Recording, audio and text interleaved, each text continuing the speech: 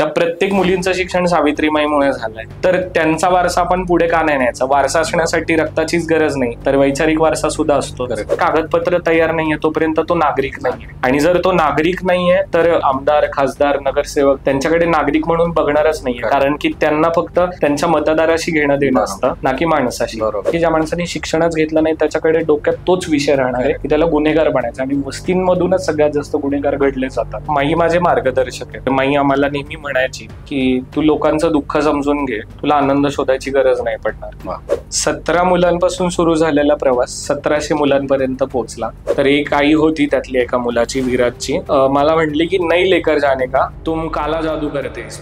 एक किस्सा असा होता की एक मुलगी घरीच थांबायची, शाळेतच येत नव्हती. मी नेहमी तिला म्हणायचो तू शाळेत का नाही आहेत, शाळेत का नाही आहेत, मग ती काय बोलायचीच नाही. तर मग मला नंतर कळालं की जेव्हा ती घरी थांबायची तर ती म्हणायची की दादा संध्याकाळी जेव्हा शाळा होते ना तर पप्पा कामावर नाही येतात आणि मग पप्पा आईला लय मारतात घरी.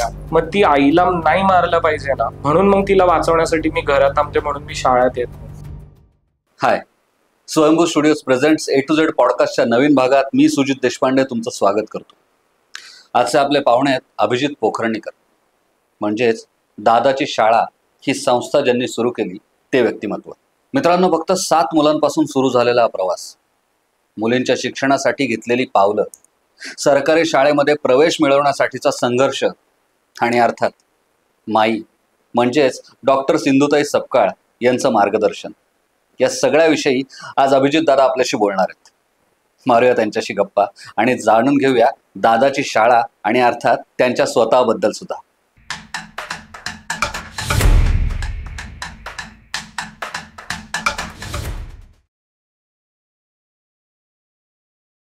वेलकम अभिजित.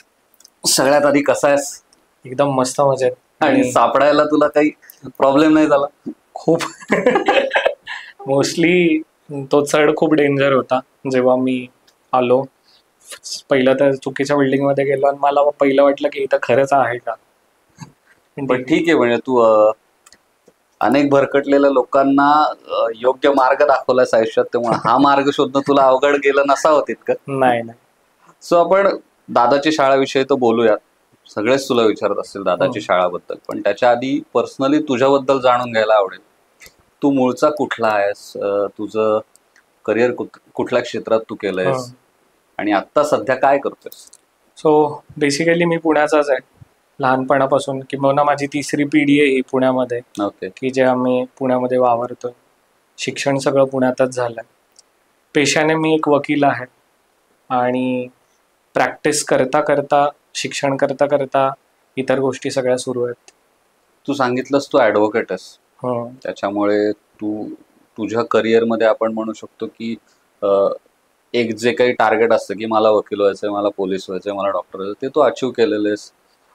दैवदयेने किंवा देवाच्या कृपेने म्हण, तू जे काही करतोयस त्याच्यात तुला यश संपादन झालेलं आहे, तुझं व्यवस्थित चाललेलं आहे असं आपण म्हणूया. असं असतानाही म्हणजे आत्ताच्या ह्या स्वार्थी जगात जिथे प्रत्येक जण स्वतःचे काही गोल्स असतात ते अचीव्ह कर, मला कार घ्यायची, मला फलाना घ्यायचं, मला ढिमकाना घ्यायचं, हे असताना तुझ्या मनात हा पहिला थॉट कधी आला की आपण असं काहीतरी करूया की जेणेकरून या ज्या मुलांना, या मुलींना जे आपण शिक्षण देऊ शकतो?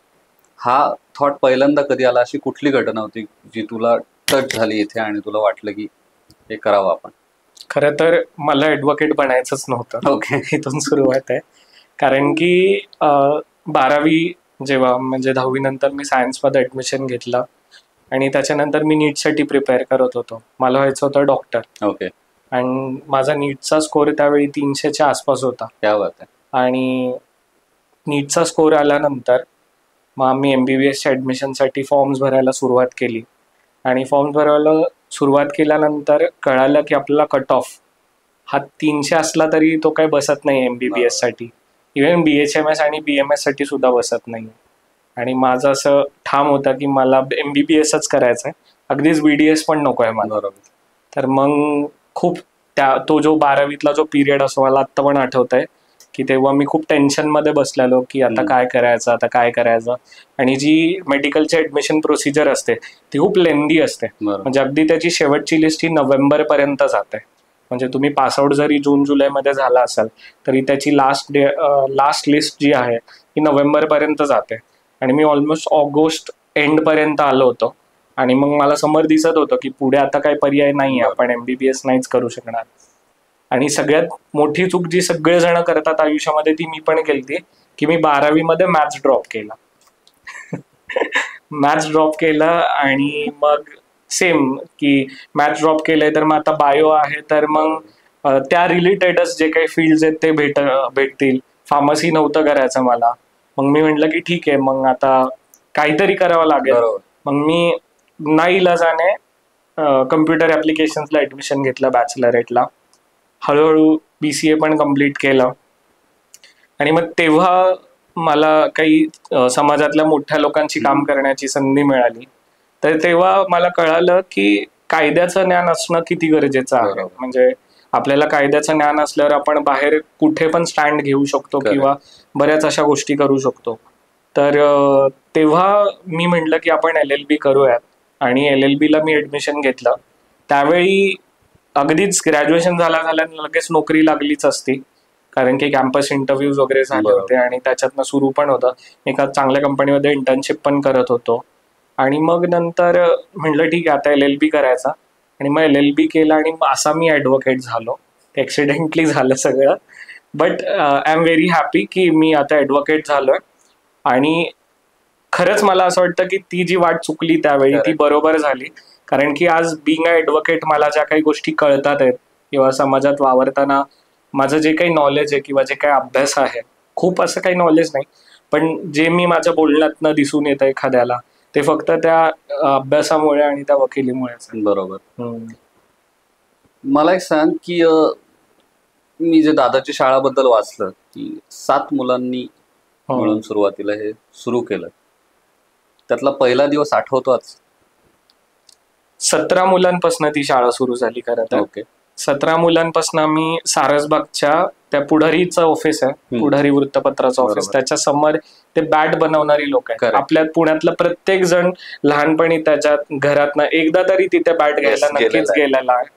तर तिथे गेल्यानंतर एक गोष्ट आम्हाला, म्हणजे मी नेहमी बघायचो की तिथली जी मुलं आहेत ती कधीच शाळेत जात नव्हती आणि त्यांचा शिक्षणाचा काहीच संबंध आलेला नव्हता आतापर्यंत. मग मी म्हटलं की आपण सुरू करूयात. त्याची बॅक स्टोरी एक चांगली. तर तो जो पहिला दिवस होता तर मला खूप चांगला आठवत आहे की पहिल्या दिवशी मी एक बोर्ड, फाटकी चटई आणि हे सगळं घेऊन गेलो होतो. तो बोर्ड घ्यायला सुद्धा पैसे नव्हते.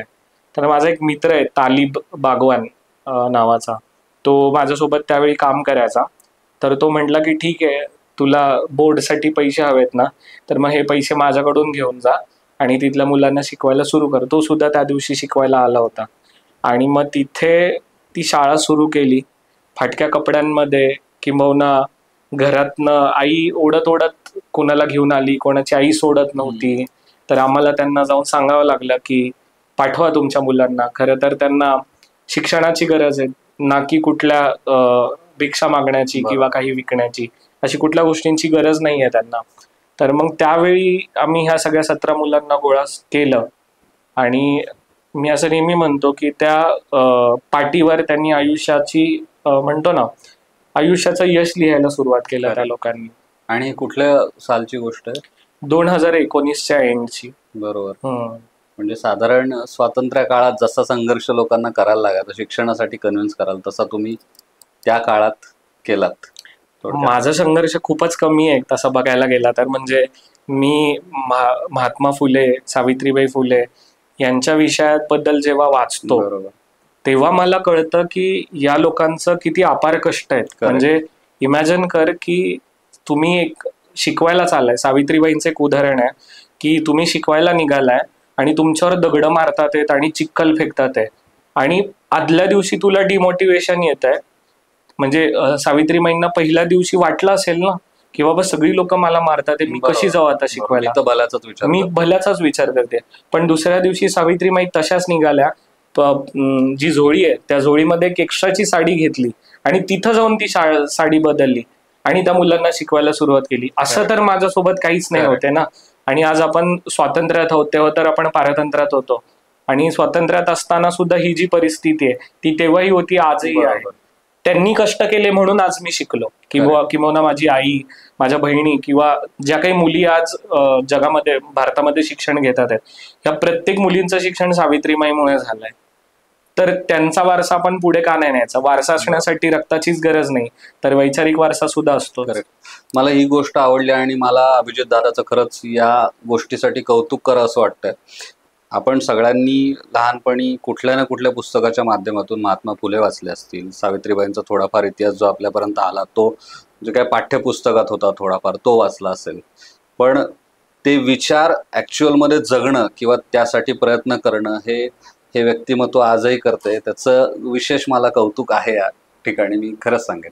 आणि महत्वाचं म्हणजे काय की ही जी महापुरुष आपण यांच्याबद्दल नेहमी बोलतो की त्यांच्या जयंत्यांना आपण जो काही धागडधिंगाणा करतो त्याच्याबद्दल वाद नाही आहे माझा, की एखादा दिवस तुम्ही त्यांच्यासाठी तो करताय, पण त्याचं जे सांस्कृतिक समतोल जे आहे जे राखत नाही आपण, तेव्हा सांस्कृतिक समतोल राखून आपण त्यांची आठवण केली पाहिजे. बाबासाहेबांचा जर जन्मदिवस असेल तर त्यांना मानवंदना म्हणून आपण अभ्यास केला पाहिजे जास्त, कारण की बाबासाहेब आंबेडकर 18 तास अभ्यास करत होते, त्यातला आपण किती तास अभ्यास करतो? मला असं वाटतं की एखादा जेव्हा एक आपण एक्झाम्पल एखादा कलाकार असतो, ज्येष्ठ कलाकार आपण म्हणू, त्यांनी खूप छान कारकीर्द राहिली, ते आता या जगात नाहीत, तर त्यांची जेव्हा जयंती किंवा पुण्यतिथी येते तेव्हा आपण एखादा नाट्य महोत्सव घडवतो, बरोबर? तसे बाबासाहेब आंबेडकर असतील, महात्मा फुले असतील, सावित्रीबाई फुले असतील, ह्यांचा विचार काय होता की तुम्ही शिका आणि पुढे जा, आपल्या आयुष्यात एकदम स्ट्रॉंग ह्याच्यावरती पोहोचा.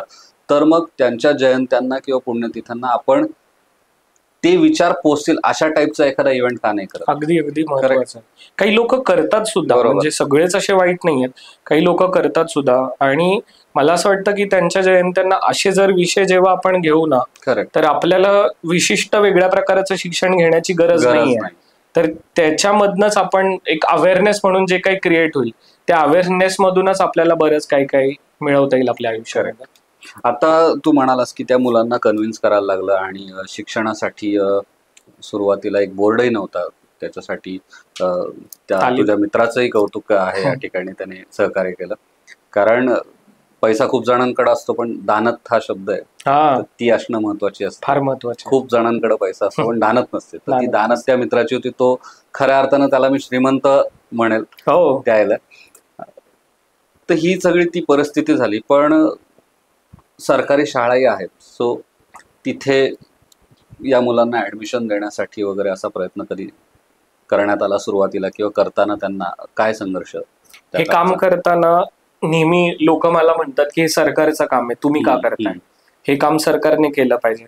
पण डेमोक्रेसीचा मिनिंगच असतो की पार्टिसिपेशन विथ गव्हर्नमेंट. आपण कधी पार्टिसिपेट करतो फक्त बोटं रंगवण्यासाठी, त्याच्या पलीकडे जाऊन आपण कधीच पार्टिसिपेट करत नाही. तर मला असं वाटतं की पार्टिसिपेशन हे प्रत्येक ठिकाणाहून आलं पाहिजे. म्हणजे एखादा रस्ता खराब असेल तर तो रस्त्याला नावं ठेवण्यापेक्षा, त्या आमदाराला खासदाराला नावं ठेवण्यापेक्षा, धमकच असेल तर एक धमक म्हणण्यापेक्षा एक नागरिक म्हणून जबाबदारी म्हणून एक पत्र घेऊन जावा त्या संबंधित अधिकाऱ्याला, त्या संबंधित जो कोणी नेता असेल तिथला, त्याला ते पत्र द्या की बाबा इथला रस्ता खराब आहे, त्याच्यासाठी तू काम कर. म्हणजे एक प्रॉब्लेम आहे तर त्याच्यावर रडत बसण्यापेक्षा काहीतरी सोल्युशन काढणं प्रचंड गरजेचं आहे. आणि आता जनतेचा आवाजही कोणी दाबू शकत नाही, कारण सोशल मीडिया इतकं स्ट्रॉंग आहे. खूप कायद्यानुसार आता तुला माझ्यापेक्षा खूप पटीने कायदा जास्त माहित असेल, पण कुठल्याही सरकारी कार्यालयात तुम्ही शूट करू शकता. तर कोणी तुम्हाला असं की हा उद्या या परवा या असं करू शकत नाही, कारण जर तुम्ही प्रूफ घेतलं, व्हिडिओ शूट तिथलं केलं तर ते मला वाटतं जास्त इझी आहे. पण यासाठी तुम्ही मी का, माझ्या शेजारचा का नाही जाईल, बघेल बाबा, तो बघेल. ते एक म्हणे, छत्रपती शिवाजी महाराजांचा जन्म व्हावा पण तो माझ्या घरात, शेजारच्या घरात. बरोबर, प्रत्येकालाच वाटतं. पण जेव्हा मी पुण्यात आम्ही काम करत होतो तर एक गोष्ट मला कळाली की पुण्यामध्ये 14,427 सिग्नलवर राहणारी मुलं आहेत. आपण पुण्याला शिक्षणाचं माहेरघर म्हणतो, पण त्या माहेरघरामध्ये आज 14,000पेक्षा जास्त मुलं ही सिग्नलवर राहतात, त्यांना शिक्षण मिळालेलं नाहीये. 7,500 शाळाबाह्य मुलं आहेत की ज्यांनी मधून शाळा सोडली आहे काही कारण नसताना. म्हणजे कारणं असतील पण त्या कारणावर तोडगा निघायला हवा, असा कुठलाच विचार कोणाला करावा असा वाटला नाही. तर मी म्हटलं की कोणीतरी हे काम कधीतरी करेल. म्हणजे सिग्नलवरच्या मुलांना जेव्हा आपण पहिलं पाहतो तर आपल्या डोक्यात प्रत्येक माणसाने एकदा तरी आयुष्यात असा विचार नक्कीच केला असेल की मी जेव्हा मोठा होईल ना, माझ्याकडे लय पैसा येईल ना, तेव्हा मी सिग्नलवर राहणाऱ्या लोकांसाठी भरपूर करेल. पण आत्ता सुद्धा तुम्ही भरपूर करू शकता. त्याच्यासाठी तुम्हाला जेवण देण्याची, जेवण देण्याची, पैसे देण्याची काहीच गरज नाही. एक पुस्तक द्या, एक वही द्या आणि त्यांना दररोज आठवड्यातनं 2 दिवस शिकवायला जा आणि त्याला जवळपासच्या गव्हर्नमेंटच्या शाळेमध्ये ऍडमिशन करून द्या. इतकं जरी काम तुम्ही केलं एक नागरिक म्हणून, मला असं वाटतं की जेवणाने आपण त्यावेळेसची त्यांची भूक भागवू शकतो, पण शिक्षणाने आपण त्यांच्या आयुष्यभराची भूक म्हणता येईल की आपण ती त्यांना स्वबळावर जगण्यासाठी आपण हे देऊ शकतो. त्यांना कोणाकडे मागण्याची वेळ नाही येणार असं आपण त्यांना देऊ शकतो. महत्वाचं काय आहे की तू जेवण दिलंस तर ते जिरणारे, परत भूक लागणार. एक्झॅक्टली. पैसे दिलेस तर ते संपणार आहेत आणि परत त्यांना पैशांची गरज लागणार आहे. असं शेवटपर्यंत काय राहणार आहे? तर माणसांनी जे शिक्षण घेतलंय ते शेवटपर्यंत राहतं. कारण की लहानपणापासून बघ किंवा आपण जे शिकतोय ते शेवटपर्यंत आपण ते तसंच ठेवणार आहे. ते अजरामर आहे, ते काही जाणार नाहीये कुठे. तर ते शिक्षण देणं सगळ्यात महत्वाचं आहे. आणि ह्या मुलांना शिकवत असताना आम्हाला कळालं की सिग्नलवर राहून त्या मुलांना फक्त शिकवण्यात अर्थ नाहीये. तर त्यांना मेन स्ट्रीम एज्युकेशन मध्ये आणणं गरजेचं आहे. कारण की कुठल्या पण गोष्टीला व्यापकता कधी येते, जेव्हा ते मेन स्ट्रीम मध्ये येतात. म्हणजे समजा आपण एखादा विषय घेतला की आता मराठवाडा विदर्भात भरपूर पाऊस झालाय आणि तिथं पूर आलाय आणि हा सगळा विषय आहे. तर तिथं जेव्हा आपण बघतो त्या शेतकऱ्यांना नुसतं चर्चा करून नाही चालणार, तर मेन स्ट्रीम मध्ये त्यांना आणलं पाहिजे, त्या योजनेत त्यांना बसवलं पाहिजे. म्हणजे सरकारी ज्या योजना आहेत तिथपर्यंत त्यांना आणणं अत्यंत महत्वाची गोष्ट आहे. तर आम्ही विचार केला की ह्या मुलांना आपण काय करू शकतो की मेन स्ट्रीम मध्ये आणण्यासाठी.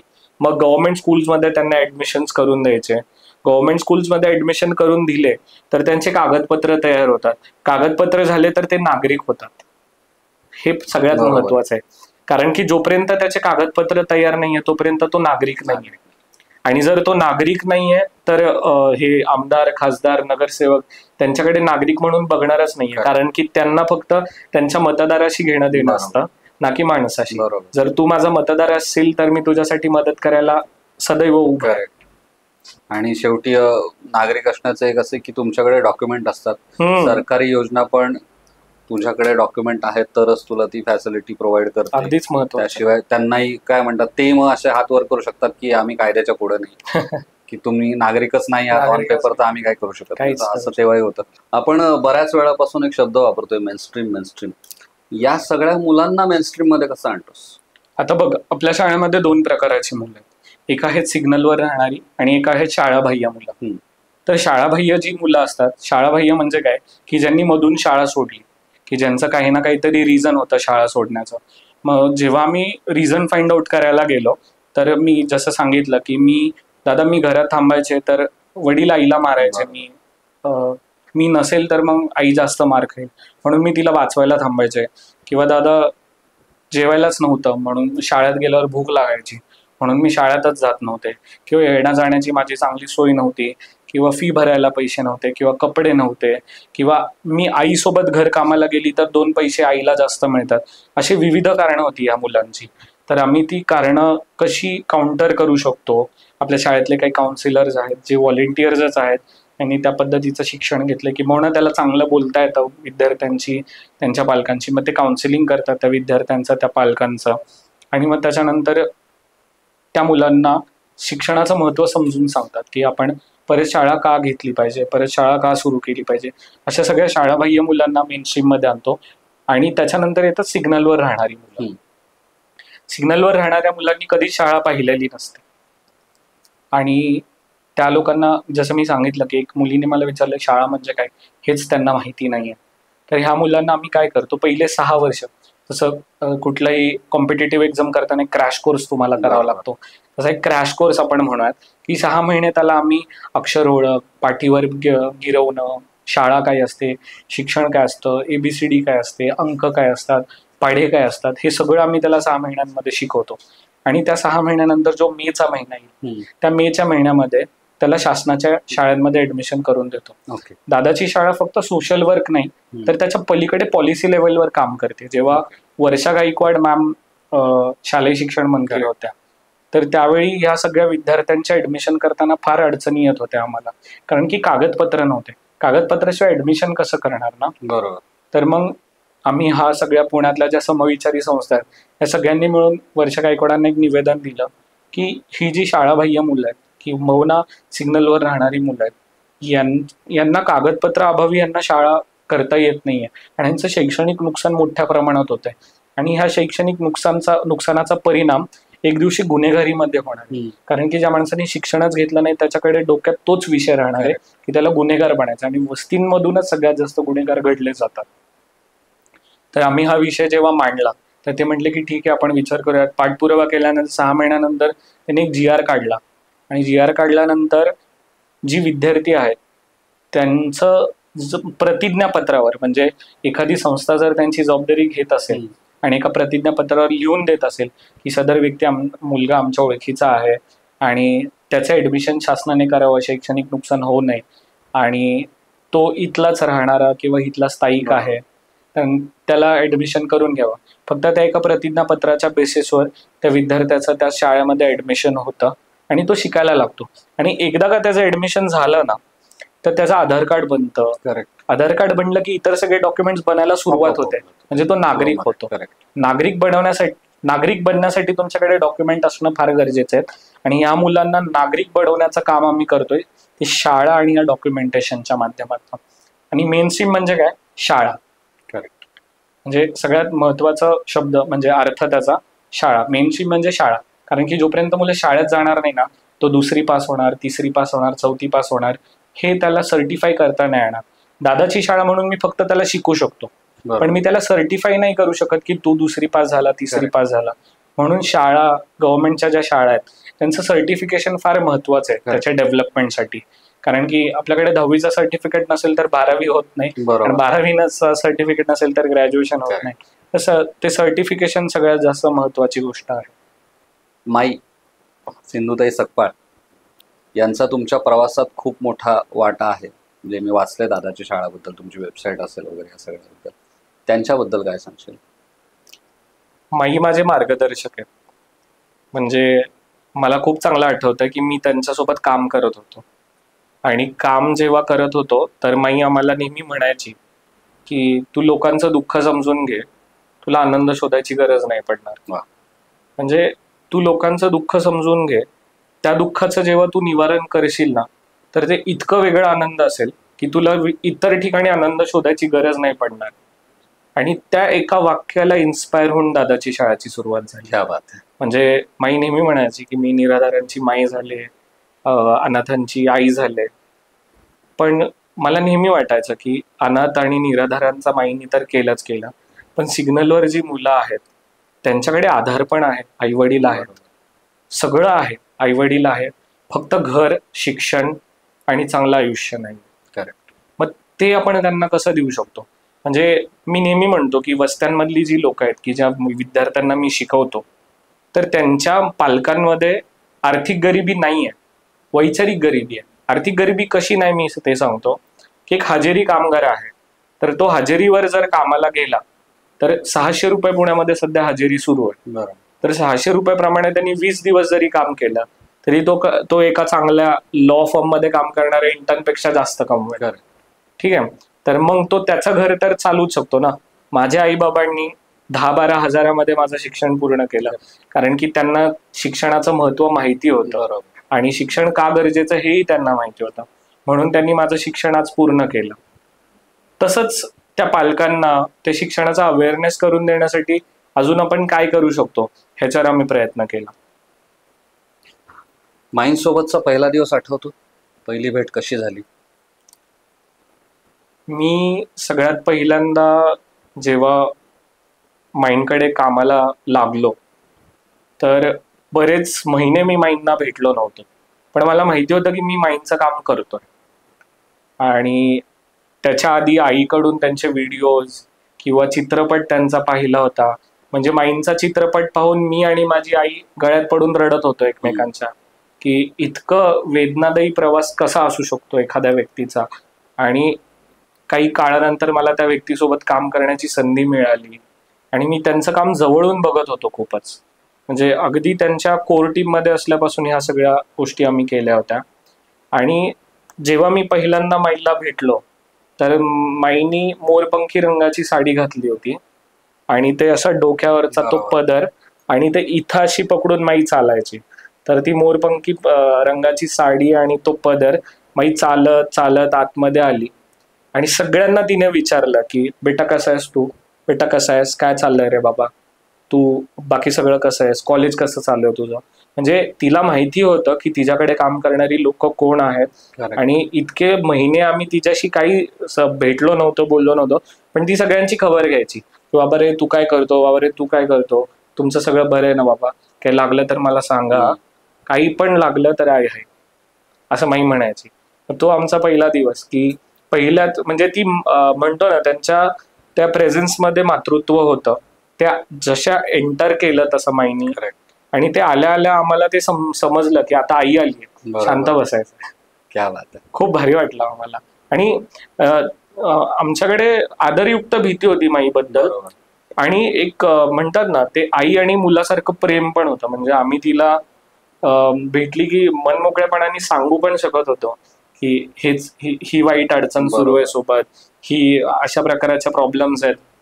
ती म्हणायची काही नाही, ही पण वेळ जाणार आहे, इतकं लक्षात ठेवायचं फक्त.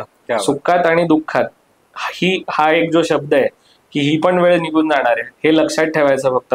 सुखात असेल तर हे लक्षात ठेवायचं की ही वेळ जाणार आहे, दुःखात असेल तर ही पण वेळ जाणार आहे, चांगली वेळ येणार आहे. आजची पहाट काय, आजची रात्र घालवायची, उद्याची पहाट आपली आहे. क्या बात आहे. हे मला वाटतं आपण आजूबाजूला पाहिलं तर आपल्या आजूबाजूला अशी लोक असतात की ज्यांच्याकडे थोडस आपण इकडं तिकडं पाहिल्यानंतर मोटिवेशन घ्यायची, काही वेगळं मोटिवेशन शोधायची गरज नसते. चालती फिरती उदाहरणं, चालती फिरती मोटिवेशन असतात ती लोक. माई तर फार लांबच, घरात आपली आई असते जी सकाळी उठल्यापासून जे धडपड करत असते घर चालवण्यासाठीच, ते जरी आपण निरीक्षण, चांगलं निरीक्षण असेल आपलं, तरी आपण भरपूर काय काय शिकू शकतो त्याच्यातून. अभिजित मला सांग, माईंच्या मार्गदर्शनाखाली प्रेरित होऊन म्हणूया आपण दादाची शाळाचं हे छोटस रोपटं लावलं, आज त्याचा वटवृक्ष झालाय. वटवृक्ष नाही म्हणता येणार, म्हणू शकतो आपण, कारण अनेकांना सावली देणारा असतो तो वटवृक्ष असतो. वटवृक्षात आपण म्हणू शकतो की हा वटवृक्ष जास्त मोठा आहे, तो वटवृक्ष तर झालाय. माझ्या मते काय फिलिंग आहे आता, तो पहिला दिवस जिथे बोर्ड घ्यायचे सुद्धा वांदे होते, आणि आजचा दिवस जिथे एक आपण म्हणूया की एका चांगल्या संख्येत लोक एज्युकेशन घेत आहेत, कसं वाटतंय? 17 मुलांपासून सुरू झालेला प्रवास 1700 मुलांपर्यंत पोहोचला. क्या बात, टाळ्या झाल्या त्यासाठी. 1700 मुलांपर्यंत प्रवास पोहोचल्यानंतर एक गोष्ट मला 5 वर्षात कळाली की शिक्षण हे माणसाचं आयुष्य बदलू शकतं. ते कसं मी तुला सांगतो की गेल्या 5 वर्षांमध्ये ज्या मुलांसाठी मी काम करतोय त्यातल्या 8 मुली 10वी पास झाल्या, 2 मुली 12वी पास झाल्या. आता 10वी 12वी पास होणं अगदी किरकोळ वाटत असेल बघणाऱ्या लोकांना, पण मला एक गोष्ट कळते की ज्या घरामध्ये जेव्हापासून मनुष्याची उत्क्रांती झाली तेव्हापासून जर कुठल्याच व्यक्तीने शिक्षण घेतलं नसेल आणि त्या घरात जर पहिली 10वी 12वी पास व्यक्ती जर होत असेल तर त्या घरातला आनंद काय वेगळा असू शकतो हा मी समजू शकतो.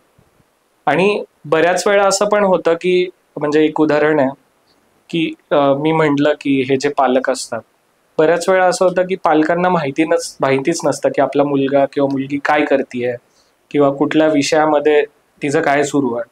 म्हणजे आत्तापर्यंत ह्या ज्या मुली आहेत ते 10वी आणि 12वी पास झालेल्या आहेत आत्तापर्यंत, आणि त्यांच्यामध्ये जो काही चेंज झालाय तो त्यांची इथून पुढची पिढी घडवणार आहे. म्हणजे आपण नेहमी म्हणतो की आपल्या घरामध्ये की आजी म्हणते की बाबा मी तुझ्या आधीच्या पिढीने काहीच केलं नाही, मी ह्या पोरांना सगळ्यांना मार्गाला लावलं म्हणून आज तुम्ही सगळेजण शिकलाय. ह्याच मुली कधीतरी पुढे जाऊन म्हणतील की एक दादा होता, एक ताई होती, तिने आम्हाला शिकवलं आणि त्या दादा आणि ताईमुळे आज माझं सगळं कुटुंब पुढे गेलंय, आणि इथून पुढच्या सगळ्या पिढ्या तिच्या शिक्षण घेत राहणार. करेक्ट. आणि तुमचं कार्य बघता ती सुद्धा भविष्यात कोणाचा तरी आधार होऊ शकते. नाही, त्या मुली झाल्यात आधार ऑलरेडी आमच्या. म्हणजे ज्या मुलींना आम्ही शिकवतोय त्या मुली आता आमच्या शाळेतल्या व्हॉलेंटियर म्हणून झालेल्या आहेत. ज्या 12वी पास झालेल्या मुली आहेत, आणि ज्या वस्तीमध्ये त्या शिकल्या त्याच वस्तीतल्या मुलांना आज ते शिकवतात आहेत. क्या बात आहे, खरंच कौतुकाची गोष्ट आहे. ही संस्था तुम्ही ग्रुप मिळून, आता मी कुटुंब म्हणेल, कारण जे तू म्हणालास की त्या मुली आता पुढच्या पिढीला शिकवतात, तर त्याला मी कुटुंबच म्हणाली पद्धती. हे असं असताना आपलं कुठेतरी एक पर्सनल आयुष्य पण असतं. तूही माणूस आहेस, आपल्यालाही कधी कधी थकवा येतो, कधी कधी आयुष्यात आर्थिक अडचणी येतात, कधी कधी असं वाटतं की सगळं थांबवावं बस. असा क्षण तुझ्या आयुष्यात आलाय का, आणि जेव्हा आला तेव्हा तू तो कसा टॅकल केलास? बऱ्याच वेळा असं होतं ना की जेव्हा या कामामध्ये मी असतो तर माझी जी पर्सनल लाईफ आहे ती मी विसरून जातो पूर्ण. म्हणजे मी घरी जातो ना, म्हणजे मी बऱ्याच वेळा शाळेवरच राहतो, म्हणजे माझी झोप सुद्धा तिथेच असते शाळेवर, माझे कपडे किंवा माझं एक छोटंसं कपाट तिथे आहे शाळेवर. आणि जेव्हा मी घरी जातो तर माझी आई मला म्हणते की तू कपडे धुवायला आलायस का? कारण की घरी जाण्याचं एकमेव कारण बऱ्याच वेळा ते राहतं. तर पर्सनल लाईफ कुठेतरी डिस्टर्ब होऊन जाते, आणि हे जे काम करतोय त्याच्यात पूर्ण वेळ तुम्हाला द्यावा लागतो. जर तुम्ही पूर्ण वेळ दिला नाही तर त्याचे रिझल्ट हवे तसे मिळत नाही. कारण की माझ्या टीममध्ये जी व्हॉलेंटियर्स आहेत सगळेजण जॉब करून त्यांची पर्सनल लाईफ सांभाळून ही काम करणारी लोक आहेत. मी कोणाला असं कंपल्शन नाही करू शकत की तुला हे काम करावंच लागेल, कारण की सगळेजण त्यांचा वेळ सांभाळून मोफत संध्याकाळच्या वेळेत ह्या मुलांना शिकवायला येतात. त्यांचं योगदान खूप मोठं आहे, प्रचंड मोठं आहे. पण हे सगळं चालवण्यासाठी एक मॉनिटर जो लागतो ते काम मला सतत तिथे दिवसभर राहून करावं लागतं. मग बऱ्याच वेळा असं होतं की माझ्याच खर्चाला पैसे नसतात किंवा शाळेत खर्चाला पैसे नसतात. म्हणजे मध्यंतरी असं झालं की शाळेत आम्हाला बऱ्याच काही गोष्टी लागत होत्या आणि तेव्हा काहीच फंड्स नव्हते शाळेकडे, आणि मग त्यावेळी खूप मोठं डिमोटिवेशन येतं. पण त्याच दिवशी असं झालं की मी थांबलेलो विचार करत गाडीवर एका कोपऱ्याला, एक मुलगा आला आणि त्याने माझा हात धरला, दादा चल ना शाळेमध्ये, तू काल खूप छान शिकवलंस, आज परत एकदा शिकव आम्हाला. मग तेव्हा मला मोटिवेशन मिळतं ते काम करण्यासाठी की ठीक आहे, ही वेळ पण जाणार आहे. जसं माईने सांगितलेलं की दुःखात किंवा सुखात असाल तर एक लक्षात ठेवायचं की ही वेळ जाणार आहे. तीच एक लाईन लक्षात ठेवतो मी, आणि ते जे मुलाचं बोलवणं आहे आणि ते मुलांवरच्या चेहऱ्याचा हास्य आहे ते एक काइंड ऑफ मोटिवेशन आहे ते काम करण्यासाठी. घरून कधी चिडचिड होते आईची, की आजचा एखादा दिवस असतो की जेव्हा मुलगा हवा असतो, किंवा घरातलं एखादं कार्य म्हणू आपण, काही म्हणू, की तू हवायच बाबा आता, आणि तू नेमका त्या दिवशी उशीर झालाय किंवा काय, असं खूप वेळा होतं. म्हणजे माझ्यासारखे जे बाहेर काम करणारी जी लोक आहेत, सोशल वर्कमध्ये असतील, राजकारणात असतील, किंवा ज्यांचा व्यवसाय आहे, त्या प्रत्येकासोबत हा क्षण घडतोच. पण एक अपवाद आहे की माझ्यासारखा जो बाहेरचं एक समाजासाठी काम करणारा बाहेर निघालेला मुलगा आहे, तर माझी आई मला नेहमी म्हणते की तू लष्कराच्या भाकऱ्या थापायला जातो. मग ते एक मला नेहमी त्या आईकडनं ऐकायला मिळतं की लष्कराच्या भाकऱ्या थापायला जातो. पण एक आहे आईचं की ती बोलते बोलते बोलते, पण जेव्हा शाळेचा काही कार्यक्रम असेल किंवा शाळेमध्ये तिची मदत हवी असेल ना, तर ती सगळ्यात पुढे असते की बाबा पदर खोचून की काय हवंय सांग, आता मी करायला घेते. म्हणजे ती मी म्हणू शकतो की तुम्ही जे कार्य करता त्याच्यावर नाहीये, ती क्षणिक चिडचिड असेल. हा, त्यावेळेस चिडचिड असेल, कार्याबद्दलची चिडचिड नक्की नाही. कामाबद्दल तिचा कधीच वाद नाही की तू जे काम करतोय ते जगात भारी काम आहे, म्हणजे इतकं भारी काम आहे की ते आम्ही कोणीच करू शकणार नाही. किंवा इतर जे तुझ्या वयाची मुलं आहेत की जे त्यांचं करिअर करतात आहेत आणि स्वतःच ते बघतात आहेत, त्या सिच्युएशन मध्ये तू स्वतःच बघता बघता बाहेर काहीतरी वेगळं बघण्याचा प्रयत्न करतोय. हे आई बाबांना तर नेहमी कौतुकच आहेत. फक्त त्यांची नेहमी काळजी राहते की सगळं करतोय स्वतःसाठीच, आपण विचार कर थोडासा की उद्या असं नको व्हायला की तुझ्यासाठी काहीच राहिलं नाही. म्हणतो की आहेत, भरपूर आहेत. म्हणजे माझं जे गुडविल आहे ते मुलांचं शिक्षण आहे, ते शिकतील आणि माझ्यासाठी नक्कीच काहीतरी करतील. मुलांचे आशीर्वाद तुला लाभतात, रोज लाभतात. करेक्ट. आणि हे सगळं कुठेतरी युनिव्हर्स बघत असतं. आपण कर्मा रिटर्न्स, या जन्मात फेडावं लागतं. तुझ्या बाबत मी उलट म्हणे, या जन्मात तुला उपभोगायला मिळेल. अभिजित, तू म्हणालास तसं, जेव्हा पहिल्यांदा तू शिकवायला सुरुवात केलीस तेव्हा त्या मुलांना ऑब्व्हियसली फार काही कळत नसणार, त्यांच्या घरच्यांच्या कशा रिॲक्शन्स होत्या? मी जेव्हा पहिल्यांदा शाळा सुरू केली, मी मार्केट यार्डच्या रस्त्यावरनं चाललेलो आणि एक मुलगी फुलं विकत होती. आणि जेव्हा मी त्या मुलीला पाहिलं तर त्या मुलीच्या चेहऱ्यावर एक तेज होतं. मी म्हणतो ना, एखादं आपल्याला कोणी चांगलं दिसलं, बरोबर. बोलका चेहरा दिसला तर आपण त्याच्याशी बोलायला जातो. तर मी तिच्याशी बोलायला सुरुवात केली आणि बोलताना मी तिला प्रश्न विचारला की तू शाळेत जाते का? तर तिने मला विचारलं की शाळा म्हणजे काय? शाळा ही गोष्टच तिला माहिती नाहीये. अशा मुलीला मी काय सांगणार शाळेबद्दल? बरोबर. तर तिच्या आईला मी विचारलं की आप इसको स्कूल में क्यों नहीं भेजते? तर मग तेव्हा तिच्या आईने मला असं सांगितलं कि भैया कागज ही नहीं है, किधर से लाएंगे? स्कूल में लेके जाने का बोले तो कागज मांगते, कागज नहीं दिए तो कैसा होगा? कागज म्हणजे डॉक्युमेंट, बरोबर. असं त्यांचं म्हणणं होतं. तर म्हटलं किधर गया? कुछ नहीं, वो गांव से लेके आए थे, वो थैली में रखा था, बहुत बारिश आया तो सब उसमें चला गया. Correct. एवढं पण ते सेन्स नाही आहे अजून त्या लोकांमध्ये. तर तेव्हा मला असं वाटलं की काम करणं गरजेचं आहे. आणि जसं तू प्रश्न विचारलास की त्या पालकांचा कसा अप्रोच असतो, की जेव्हा एखादा मुलगा तू शाळेला पाठवतो, तर ती मुलगी जेव्हा पहिल्यांदा शाळेत आली तर तिच्यासोबत अशी काही अजून एक मुलं आली होती. तर तेव्हा मार्केट यार्डची शाळा आम्ही चालवत होतो आणि मार्केट यार्डची शाळा, तिथं चांगली मुलं जमा झाली आमची. 30-32 मुलं सगळी होती. आणि त्या सगळ्या मुलांना आम्ही गेल्यानंतर गोळा करायला जायचो त्यांच्या घरून, किंवा ते काही काम करत असतील किंवा कुठल्या सिग्नलवर उभे असतील तर जाऊन आम्ही गोळा करून आणायचो. तर एक आई होती त्यातली एका मुलाची, विराजची. विराजची आई होती. आणि विराजची आई मला म्हटली की नहीं लेकर जाने का, तुम काला जादू करते इस पर. तर मी म्हटलं की काला जादू नाही, सफेद जादू करके लेकर आऊंगा, आप भेजो सिर्फ उसको. आणि मग सफेद जादू करके लाऊंगा हे जेव्हा जसं तू हसलास ना, तशी ती आई पण हसली आणि म्हणली ठीक आहे लेके जाओ अभी उसको. मग मी त्याला घेऊन गेलो आणि शिकवलं. नंतर त्याचं ऍडमिशन करून दिलं आणि आता तो चांगलं शिक्षण घेतोय. क्या बात आहे. खरंच आणि कौतुकाची गोष्ट आहे. त्या म्हणतो ना की काला जादू करतोय ह्याच्यावर काही वेगळं टेक्निकल उत्तर देण्यापेक्षा हे जे मी उत्तर दिलं ना, असं मला वाटतं त्यावेळी, की काला जादू नाही सफेद जादू करेंगे, तर मग त्या आईला पुढे काही बोलण्यासाठी स्कोपच राहिला नाही. काहीतरी टेक्निकल बोललो असतं तर त्याच्यावरती अजून 4 गोष्टी बोलली असती. पण हे एकदम आपसुकच तोंडात आला आणि ती म्हणली लेकर जाऊ, झालं. याच्याच पुढे मी जोडून प्रश्न विचारेल की या मुलांचे पालक कधी येऊन बघतात का? दर एका महिन्याला आम्ही स्वतः पालक सभा भरवतो. वा. जशी आपल्या शाळेमध्ये पालक सभा असते तशी पालक सभा आम्ही त्या शाळेमध्ये भरवतो. आणि ज्याच्यामध्ये पालक स्वतः येतात. मुलांची जी प्रोग्रेस आहे ती आम्ही पालकांना सांगतो. आणि पालक आम्हाला सांगतात की मुलं घरी काय करतात. कारण की काय होतं की जेव्हा आम्ही अभ्यास घेतो मुलांचा, तर बऱ्याच वेळा असं होतं की आम्ही अभ्यास घेऊन सुद्धा बऱ्याच वेळा मुलं करत नाहीत. कारण की अभ्यास कोणाला लहानपणी कोणालाच आवडत नसतो अभ्यास. मग बऱ्याच वेळा मुलं नाही करत.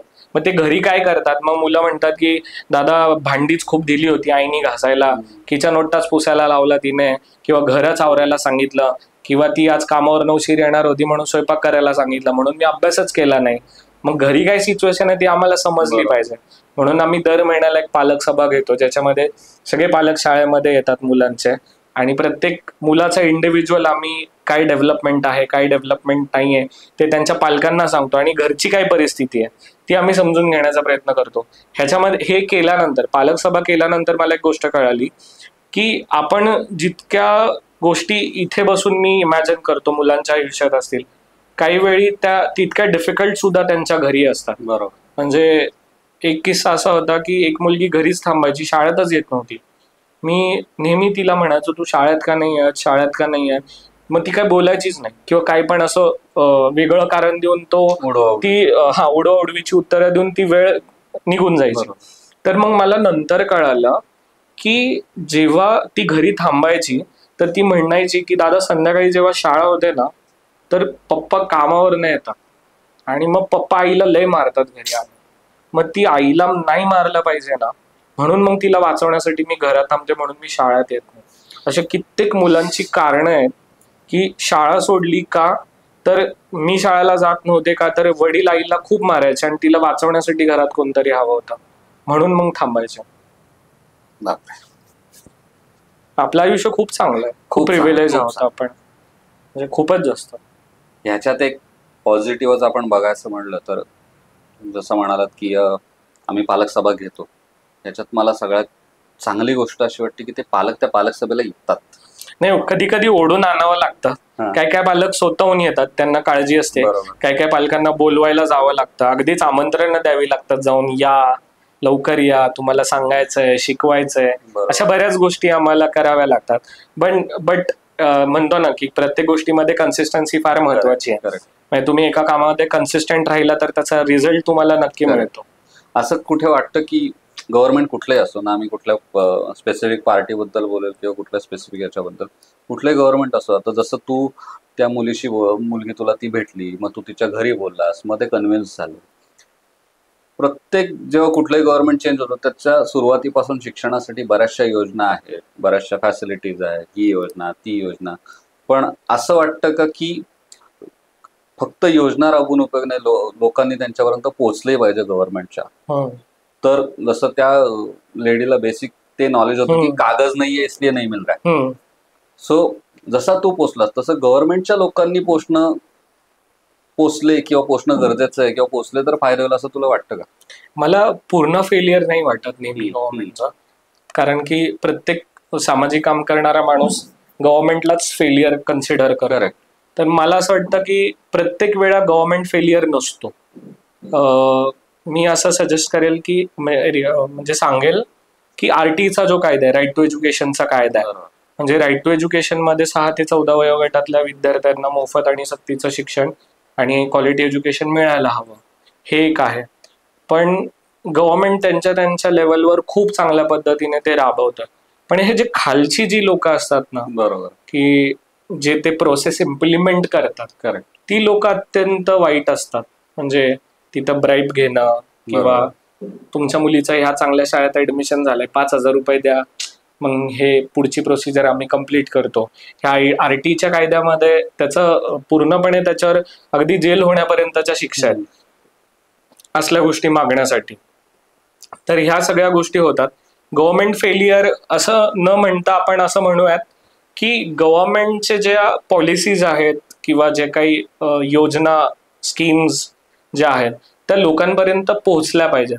आता एक सोपं उदाहरण जर द्यायचं झालं की गव्हर्नमेंटच्या ज्या पॉलिसीज आहेत त्या गरीब लोकांसाठी आहेत, वाड्या वस्त्यांवरच्या लोकांसाठी आहे, पण त्या गव्हर्नमेंटच्या पॉलिसीजच्या जाहिराती कुठं होतात, तर न्यूजपेपरमध्ये होतात, रेडिओजमध्ये होतात, TV मध्ये होतात. पण हा वर्ग जो आहे ना, तो टीव्हीच बघत नाहीये, तो न्यूजपेपरच वाचत नाहीये, किंवा तो रेडिओ पण ऐकत नाहीये. किंबहुना जर समजा त्याने TV पाहिलं तर TV मध्ये सिरियलच्या पलीकडे तो काहीच पाहणार नाहीये. तर गव्हर्नमेंट पॉलिसीजचं जे अवेअरनेस आहे ते वस्ती पातळीवर जाऊन झालं पाहिजे. जसं की आधीच्या काळात पथनाट्य व्हायचे, किंवा छत्रपती शाहू महाराजांच्या काळात एखादी शिक्षणातली योजना आली तर ते कोल्हापूर संस्थानाच्या अंतर्गत जे काही गावं किंवा शहरं यायची तिथं जाऊन ते दिंडोरी पिटवायचे.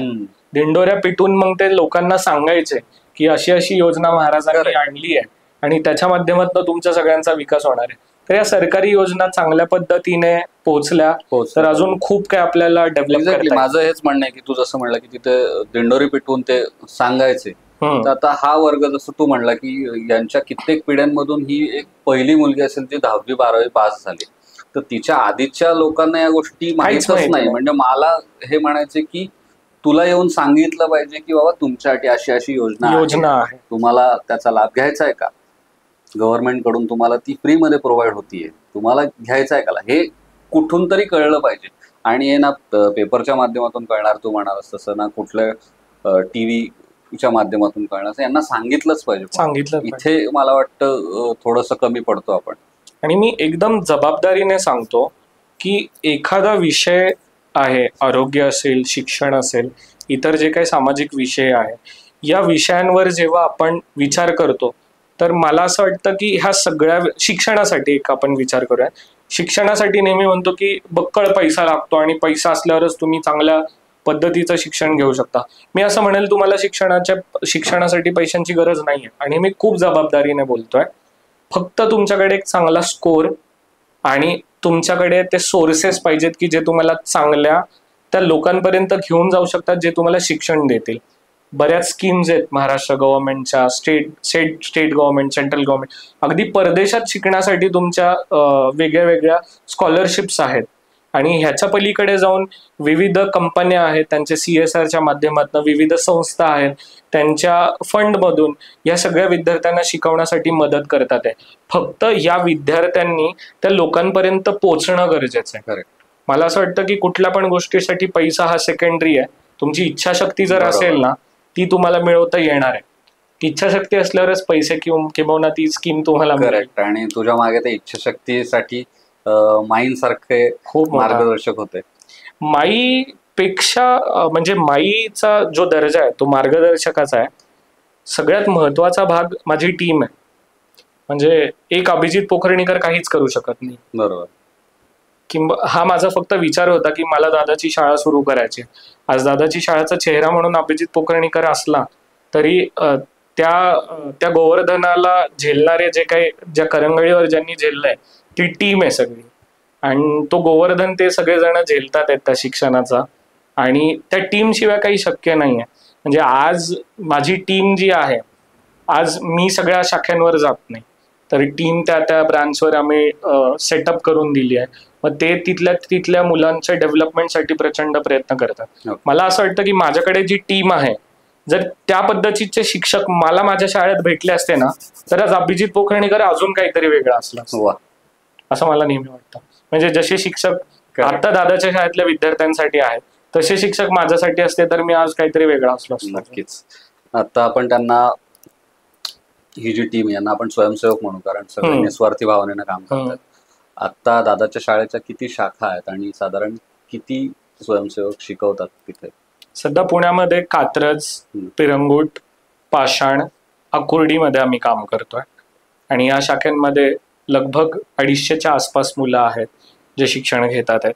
आणि तितकेच 200च्या आसपास स्वयंसेवक आहेत जे doctors, engineers, architect, CA, CS, इतर क्षेत्रातली सगळी जी मंडळी आहेत ते सगळेजण त्यांचं प्रोफेशन सांभाळून, त्यांचं कॉलेज सांभाळून संध्याकाळच्या वेळेमध्ये ह्या मुलांना शिकवायला येतात.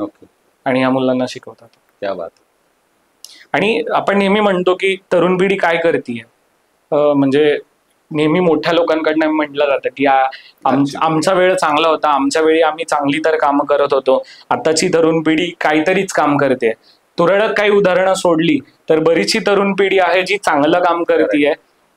जर तुम्हाला तरुण पिढी काय चांगलं काम करतेय, अगदीच 200-250 मुलं बघायचे असतील की काय चांगलं काम करतात, तर तुम्ही माझ्याकडे या. ते 200-250 मुलांना मी भेटवतो तुम्हाला, आणि ते काय चांगलं काम करतात हे तुम्हाला कळेल. बरोबर. असं माझं आव्हान आहे. मला आता वाटतं की काही, जसं तू म्हणाला अपवाद सोडला, तर आत्ताची पिढी खूप जागरूक आहे सगळ्याच बाबतीत. खूप जागरूक आहे. इक्वल अधिकार असतील, ओव्हरऑल जागरूक पिढी आता. सगळेच अधिकाराबद्दल बोलतात आली. त्यामुळे प्रत्येक जण, म्हणजे फक्त काय म्हणतात आपण जेंडर इक्वॅलिटी वगैरे पण म्हणू, हे आता लोक बोलायला लागले आताच्या पिढी खूप मध्ये. हे आधी नव्हतंच. आधी म्हणजे तोंड उघडणे अवघड होतं लोकांसाठी. पण सगळेजण आता बोलतात आहेत आणि बोललं पाहिजे प्रत्येकाने. म्हणजे मला असं वाटतं की RTIचा कायदा आहे आपला, राईट टू इन्फॉर्मेशन. मी म्हणतो की प्रत्येक विद्यार्थ्याने, तुम्ही वकील असाल नसाल, किमान महिन्यातनं 4 ते 5 RTI फाईल करा की ज्या खात्याबद्दल तुम्हाला माहिती हवी आहे. की समजा हा जो रोड आहे, हा रोड 6 महिने किंवा 6 वर्ष झाले हा रोडचं कामच नाही झालंय, एक RTI फाईल करा की का रोडचं काम नाही झालंय, किंवा 6 वर्षापूर्वी काय काम झालं होतं, आणि आता या रोडसाठी काही निधी मंजूर झालाय का. तो जो RTI जेव्हा रिटर्न येतो ना आपल्याकडे, तर तेव्हा आपल्याला उत्तर मिळतं की त्या रोडची काय परिस्थिती होती, त्या शाळेमध्ये का फॅन लावले नाही, त्या शाळेमध्ये का बेंचेस दिले नाही. असं प्रत्येकाने महिन्यातनं 5 तरी RTI फाईल केले पाहिजेत, जेणेकरून ते तुम्हाला कळेल. आणि एकदा तुम्हाला कळलं ना की हे का नाही होतं ते होते, तर तुम्हाला जाब विचारता येतो त्या लोकप्रतिनिधींना. बरोबर. मला वाटतं आम्हाला तुझी परत एकदा वेळ घ्यायला लागणार आहे. थोडंसं आपण कायद्याबद्दल पण आपल्या ऑडियन्सला नक्कीच त्याबद्दल माहिती करून देऊया. खूप कायदे आहेत आपल्याकडे की जे आपण नीट जर फॉलो केले ना, आणि जर नीट समजून घेतले, तर आपण बरंच काही काय करू शकतो. आणि सध्या एक लीगल इन्फ्लुएन्सरिंग जे आलंय ते प्रचंड वाढतंय आणि चुकीच्या पद्धतीने वाढतंय. आपल्याला राईट्सवर आणि ड्युटीजवर बोलणं फार जास्त गरजेचं आहे, ना की तुमच्या तुमच्या घरी डिवोर्सची केस असेल तर तुम्ही काय केलं पाहिजे, तुम्ही 18+ असाल तर तुम्ही कुठं गेलं पाहिजे, असे व्हिडिओ जे व्हायरल होतात त्याच्या पलीकडे जाऊन कायदा खूप मोठा आहे. आणि मला वाटतं नागरिक त्याच्या त्या कमेंट बॉक्समध्ये आवाज उठवतात. हा अगदीच संविधानावर अभ्यास केला पाहिजे प्रत्येकाने.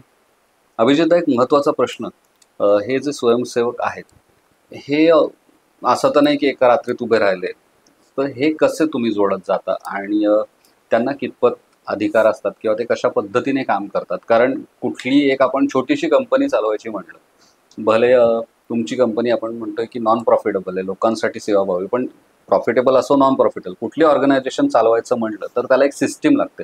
तर हे कशा पद्धतीने राबवता तुम्ही? सगळं टीमवर्क आहे. म्हणजे सोशल मीडियाचा मी खूप चांगला वापर करतो टीम जोडण्यासाठी, कारण की आज जी सगळी लोक आहेत दादाची शाळेमध्ये ते सोशल मीडियाच्या माध्यमातून रेफरल्स, बरोबर, माझ्या फ्रेंडनी फ्रेंडला सांगितलंय की असं कुठेतरी काम चालू आहे, तर ते काम आपण पाहायला जायला हवं, तिथं काम करायला हवं.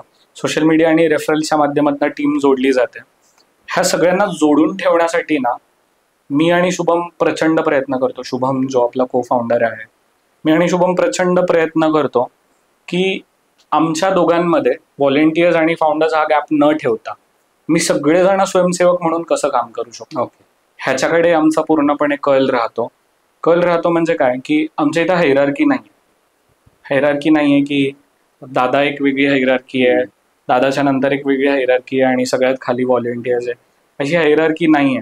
सो आम्ही सगळेजण एकत्रितपणे एक कुठलाही डिसिजन घ्यायचा असेल तर तो दादाने बोलला म्हणून तो नाही करायचा, तर सगळ्यांच्या मते आपण काय एक मत घेतोय सगळ्यांचं, तर त्याच्यावर तो सगळा निर्णय ठरला जातो.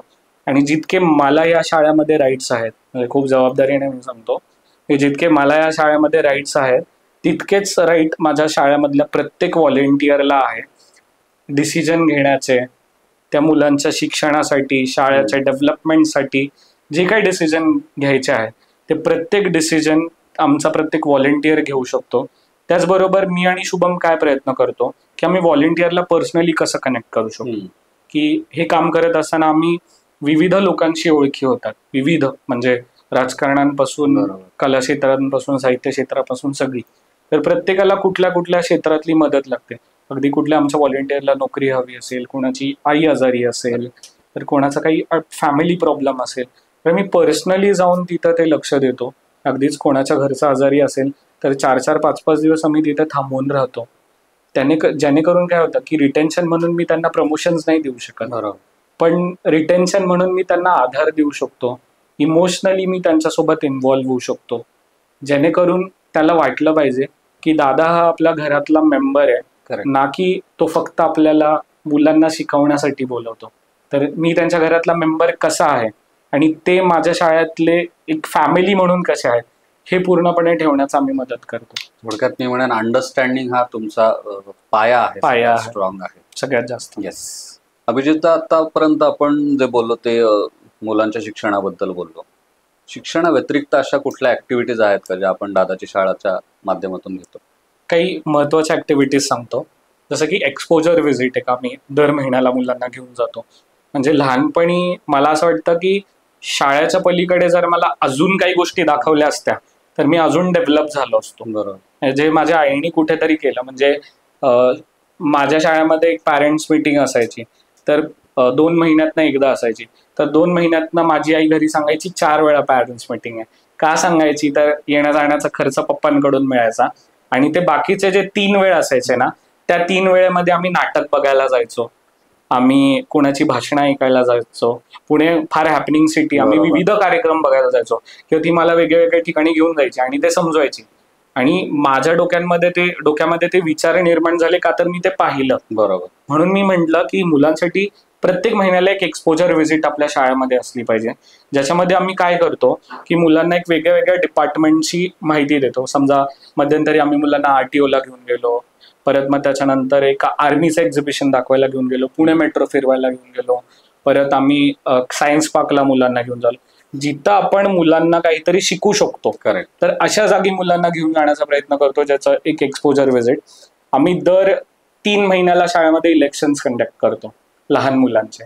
ही सगळ्यात युनिक कन्सेप्ट आहे. की ज्याच्यामध्ये लिडरशिप डेव्हलपमेंटसाठी आम्ही काम करतोय, की लहान मुलांमध्ये लिडरशिप कशी डेव्हलप होऊ शकते. शाळेमध्ये दर 3 महिन्याला मुख्यमंत्री बदलतात आमच्या इथे. म्हणजे मॉनिटर, प्रिफेक्ट असं न देता आम्ही त्यांना मुख्यमंत्री बनवलंय, उपमुख्यमंत्री बनवलंय, स्वच्छता मंत्री केलाय, कपाट मंत्री केलाय, पर्यटन मंत्री केलाय, शिक्षण मंत्री केलाय, परीक्षा मंत्री केलाय आम्ही.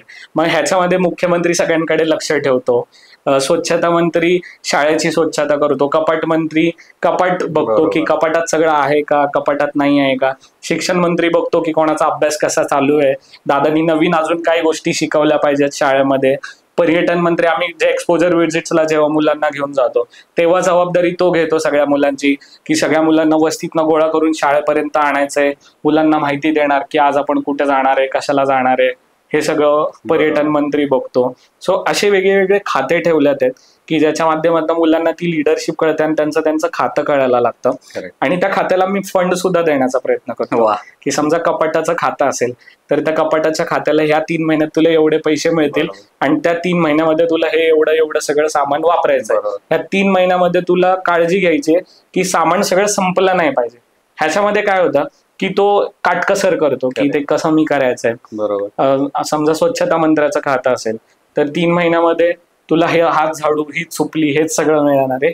3 महिन्यामध्ये तुला काहीच नवीन मिळणार नाही, तुला ह्याच्यामध्ये सगळं नीट करायचंय. आणि जर समजा ह्याच्यामध्ये काही मागण्या असतील मुलांच्या, तर मागण्या असतील तर ते तुम्ही पत्राच्या माध्यमातून द्यायच्या. तुम्ही डिरेक्टली येऊन नाही सांगायचं की दादा फॅन खराब झालाय, दादा शाळेमध्ये एक कम्प्युटर हवाय, दादा शाळेतले पुस्तकं संपल्यात, पेन्सिल संपली, वही संपली, असं नाही सांगायचं. तर रीतसर पत्र लिहायचं, माननीय महोदय अभिजित दादा, आपणास विनंती की शाळेमध्ये वह्या संपलेल्या आहेत तर कृपया आपण त्या वह्या आणून द्याव्या. मग ते पत्र जेव्हा आमच्याकडे मिळतं तर आम्ही त्याची इनवर्ड पण देतोय, आउटवर्ड पण देतोय आणि त्या मुलाला कळतंय की पत्र पोहोचलंय आता. आणि रिप्लाय सुद्धा आम्ही पत्रात देतोय की एवढ्या दिवसांमध्ये तुझ्याकडे ती गोष्ट येऊन जाईल. ह्याच्यामुळे काय होतं की एक डिसिप्लिन क्रिएट होत आहे. म्हणजे जेव्हा ही आयडिया पण येण्यासाठी मी आणि शुभम एकदा मंत्रालयात गेलो होतो, तर मंत्रालयात गेल्यानंतर तिथं सगळे पत्रच लिहून द्यायचे असतात. तिथं जातानाच एवढा गठ्ठा घेऊन जात असतो आम्ही कागदपत्रांचा, ही मागणी आमची, ही मागणी आहे. तर जेव्हा आम्ही तिथं पत्र लिहायचो तर मला खूप अडचण यायची की अरे यार, हा विषय आपल्याला कसा मांडायचा समजतच नाहीये रे, हा आपण लिहिला पाहिजे का, मग तो लिहायचा कसा. म्हटलं यार, आपल्याला पत्र लेखन करून, निबंध लेखन करून सुद्धा एवढ्या अडचणी येतात, आपली शाळेतली तरुण मुलं त्याच्याकडे लक्ष पण देत नाही. मग आता आपण हे करायचं की शाळेत प्रत्येक मुलाला काय हवं असेल तर पत्र लिहायला लावायचं. आता त्याच्यात एक चेंज झालाय थोडा, की आता ज्या शाळेमध्ये आपल्या ज्या काही शाळा आहेत, एक दोन शाळा आहेत की जिथे कम्प्युटर्स अवेलेबल आहे, तिथं मुलांना ईमेल आयडी खोलून दिलाय. आता ते मेल करतात आपल्याला आणि त्या मेल करण्यासाठी त्यांना चांगला ChatGPTचा वापर शिकवलाय. क्या बात आहे. मला वाटतं महाराष्ट्रात भविष्यात एखादा मंत्री दादाच्या शाळेमधून आला तर आम्हाला काय आश्चर्य वाटणार नाही. नक्कीच. आणि समजा लहानपणी आपल्याकडे होतं की दादा ह्याने मला शिवी दिली, सर ह्याने मला शिवी दिली, किंवा ह्याने माझा डब्बा खाल्ला, किंवा हे जे काही छोट्या छोट्या अडचणी असतात ना, त्याचं आम्ही एक वेगळं त्याला एक नाटकाचं स्वरूप दिलंय. अभिरूप न्यायालय आम्ही त्याला म्हणतो. मूट कोर्ट्स, ज्या कोर्टात ज्या मूट कोर्ट्स असतात, समजा तू शिवी दिली आहेस, ह्याला शिवी दिली आहे, तर त्या दोघांना आम्ही समोर आणतो. मग शाळेत एक जज पण अपॉइंट केलाय आम्ही. मग तो जज बसतो, तर दोघांच्या बाजूने एक स्वतःच वकिली करतात ती दोघं, की ह्यानी मला का शिवी दिली, त्यांनी मला का शिवी दिली. मग जज ठरवतो फॅक्ट्सच्या बेसिसवर की का हे घडलं होतं किंवा का शिवी दिली. आणि जज जो निकाल देईल, जी शिक्षा देईल, ती त्याला भोगावी लागेल. जज फक्त दादा दिदीची मदत घेतो निकाल देताना, जेणेकरून ते बायस नाही व्हायला पाहिजे किंवा त्याला समजलंच नाही, शिक्षेचं स्वरूप जरा सौम्य असावं. नाहीतर पोरं म्हणतात की मग आता हा माझा दुश्मन असेल की त्याला जास्त मग शिक्षा देऊन टाकतात, असं होतं. पण मग त्याला अभिरूप न्यायालयाचा आम्ही एक हे दिलंय, एक म्हणतात ना, एक चांगलं नेचर बनवून दिलंय की ज्याच्यामध्ये तुम्ही काही पण केलं तर मग त्याचा इश्यू मोठा क्रिएट करायचा आपण, आणि ते का केलं, का नाही केलं, त्याच्या मागे रिझन्स काय होते, फॅक्ट्स काय होते, सिच्युएशन्स काय होत्या, आणि मग त्याच्यावर एक सोल्युशन द्यायचं. ह्याच्यामुळे काय होतंय की मुलांची डेव्हलपमेंट खूप चांगली होती. डेव्हलपमेंटही होती, आणि एवढा सगळा हा प्रकार बघितल्यानंतर पुढच्या वेळी करताना एवढं कोण करणार. छान, पण खूप छान ऍक्टिव्हिटीज आहेत, मस्त आहे. यस. आपल्या मराठीमध्ये एक काय म्हणूया, म्हण म्हणूया, किंवा एक बोललं जातं असं की सगळी सोंग घेता येतात, पैशाचं सोंग घेता येत नाही. हे सगळं चालवण्यासाठी पैसे अर्थातच लागत असणार. हे कसं मॅनेज होतं? आता जसं तू म्हटलास की कुठला सोंग घेता येत नाही, कुठलं सगळे सोंग घेता येतात, पैशाचं सोंग घेता येत नाही, ते अगदी महत्वाचं आहे. पण ना जी टीम आहे माझी, मी जे तुला स्टार्टिंगला पण म्हटलं की टीम शिवाय मी काहीच नाही आहे. खूप मी म्हणतात ना, अभिमानाने सांगतो नेहमी की माझी जी टीम आहे ते सगळेजण मंथली कॉन्ट्रीब्यूट करतात. म्हणजे संस्था म्हटलं की आपल्याला डोनर, CSR हे सगळे विषय डोळ्यासमोर येतात, पण दादाची शाळा आजही कुठलं CSR घेत नाही, किंवा आम्ही अजून एलिजिबल नाही आहोत त्या विषयासाठी. आणि प्रत्येक जे व्हॉलेंटियर्स आहेत ते मंथली 500, 1000, 200, 300, 100 अशा प्रकारे कॉन्ट्रीब्यूट करतात. त्याचबरोबर आम्ही जे काही कार्यक्रम घेतो शाळेच्या माध्यमातून, तिथं फंड रेझिंग करतो. आणि एखाद्या विषयाची मदत हवी असेल तर ते आम्ही आमच्या ओळखीच्या लोकांना व्हॉट्सअप, फेसबुक, इंस्टाग्राम याच्या माध्यमातून लोकांना सांगायचा प्रयत्न करतो की आम्हाला या मदतीची गरज आहे. आणि अशा पद्धतीने दादाची शाळेचं काम चालतं. त्याच्यामध्ये सगळ्यात महत्वाचा भाग व्हॉलेंटियर्सचं कॉन्ट्रीब्युशन आहे, कारण की डोनर्स एवढे नाही आहेत अजून दादाची शाळाकडे ते त्या विषयाला मदत करणारे. पण जे व्हॉलेंटियर्स आहेत ते खूप पॅशनेट आहेत ह्या कामाला घेऊन. म्हणजे आपण स्वातंत्र्याची चळवळ जेव्हा एका माणसाने 1857चा जो बंड झालता, त्याच्यानंतर ती फक्त एका माणसापुरती मोहीम नाही तर ती पूर्ण देशाची मोहीम झाली होती. तर आत्ता दादाची शाळा फक्त एका माणसाचं स्वप्न नाही, तर ते किमान 200 लोकांचं स्वप्न आहे की जे त्यांना मोठं करायचं आहे. आणि ते मोठं करण्यासाठी ते स्वतः पैसे द्यायला तयार आहेत, स्वतःच्या खिशातनं जेवढं जमेल तितकं कॉन्ट्रीब्यूट करायला तयार आहेत. हे एवढं सगळं केल्यानंतर झोप लागते? शांत झोप लागण्यासारखं काम नक्कीच आहे, पण शरीर आहे शेवटी, थकतो आपण, मेंटली थकतो, फिजिकली थकतो. माझा ना दिवस जो आहे ना तो सकाळी खूप स्पिरिटने सुरू होतो, की मी उठलो ना की मला डोक्यामागं असतं की मला हे करायचंय, मला आज इथं जायचं, मला ते करायचंय, आज शाळेचं हे काम आहे, शाळेचं ते काम आहे, पर्सनल पण काम आहे, सगळे हे स्पिरिटमध्ये जातं. 8-8:30 झाले ना मी डाऊन व्हायला, म्हणजे बॅटरी डाऊन व्हायला सुरू होते माझी, की बास आता दिवसभर मी रोज हेच करतोय. मला सुट्टीची, गेल्या 5 वर्षात मी एकही सुट्टी घेतलेली नाहीये आणि मला सुट्टीची गरज आहे आता. मी एवढे वर्ष सुट्टीच घेतलेली नाहीये, मी एकही संडे फिरायला गेलो. मध्ये ब्रेक करेन, परत आपण कंटिन्यू करूया. हे मी म्हणेन की खूप मोठं सॅक्रिफाईस आहे हा, खूप मोठा, की 5 वर्ष सुट्टी घेतली नाही आता, इन्क्लुडिंग मी. म्हणजे मी काय असा महान आहे असं काय स्वतःला प्रेझेंट नाही करणार. मलाही 4-1 महिने सलग अति काम झालं की आमच्या टीम मध्ये पण डिस्कशन होतं की कुठेतरी जाऊया यार, नव्याने जरा एनर्जी येईल परत. तर हे मला वाटतं माहित पण असतं की हे उगाच आहे, पण ते लागते गरज. सो हे खरंच खूप अवघड, 5 वर्षात सुट्टी नाही घेतली, खरंच अवघड गोष्ट आहे खूप. म्हणजे जिथे कुठे गेलोय कामानिमित्तच गेलोय फक्त मी. म्हणजे समजा हा जिल्हा सोडून दुसऱ्या जिल्ह्यात गेलो असेल तर तिथे शाळेचं काम असेल किंवा काहीतरी कार्यक्रम असेल किंवा काहीतरी विषयच मी घेऊन गेलो, पण मला एन्जॉय करायला म्हणून एखादी सुट्टी मी घेतलीच नाहीये गेल्या 5 वर्षांमध्ये. नेहमी 8-8:30 झाले ना तो एक डोक्यात तो विचार यायला लागतो की सुट्टीची एका तरी गरज आहे, आपण काहीतरी स्वतःसाठी एक सुट्टी घेतली पाहिजे. पण मी जेव्हा पडतो ना, जेव्हा मी गादीवर झोपतो, तर तेव्हा माझ्या अवतीभोवती म्हणजे बऱ्याच वेळा मी शाळेवर झोपतो. तर मग शाळेवर झोपल्यानंतर कधी कधी सहकारी असतात, सगळे व्हॉलेंटियर्स असतो आम्ही 3-4 जण. तर सगळेजण म्हणतात की अभिजित 5 सेकंदात तू घोरायला लागतो, लिटरली 5 सेकंदात तू घोरायला लागतो. आणि इतक्या लवकर झोप आम्हाला येतच नाही, आणि ही तुला कशी झोप येते मला नेहमी ते विचारतात. म्हणतो की भाई खूप दिवसभर थकून जातो मी. बरोबर. मग ते मलाच समजत नाही की मी कधी झोपतो. मी कुठे पण झोपू शकतो, म्हणजे तो टॅलेंट आहे माझ्यात. मी बसल्या बसल्या कुठे पण झोपू शकतो, लेक्चरमध्ये, कोर्टामध्ये किंवा गाडीवर पण थांबल्या झोपू शकतो. साधारण दिनक्रम काय असतो तुझं? सकाळी मी 6-6:30 उठतो. 7:20चं कॉलेज असतं माझं. मी मास्टर्स करतोय आता फर्ग्युसन कॉलेजमधून, लॉ मध्येच. मग कॉलेज करतो 12:30 पर्यंत.